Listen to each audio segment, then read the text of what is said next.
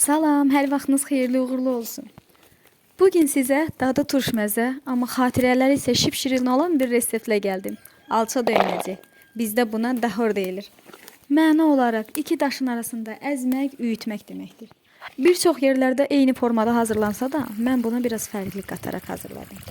Bundan əlavə olaraq yaşıl alçanı tərkibindəki yüksək dəmir və qan sulandırma elementinə sahib olduğu üçün faydalı və xeyirli bir bitki də hesab etmək olar.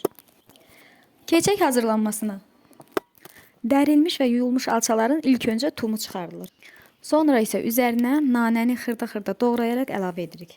Və üzərinə 1 çay qaşığı duz, 1 çay qaşığı şəkər tozu, biraz da quru nanə əlavə edirik. Bizdəki fərqlilik bu qarışıma şəkər tozu əlavə etməyimizdir. Bu həm alçadakı həddindən çox turşluğa görədir, həm də biraz dad təmizlənməsi üçündür. İnanın ki, turş məzə olduqca dadlı bir qarışım alınır. Məncə siz də sınayın. Əminəm bir çoxunuz döyməci bu formada hazırlamaq istəyəcəksiniz. Məndən fərqli olaraq qızımın turş dadlara meyli çoxdur. Demək olar ki, qabdakı bütün döyməci o yeyib bitirdi. Bugünlük bu qədər. Ümid edirəm sizə də maraqlı bir paylaşım oldu. Növbəti videolarda görüşəncək hələlik.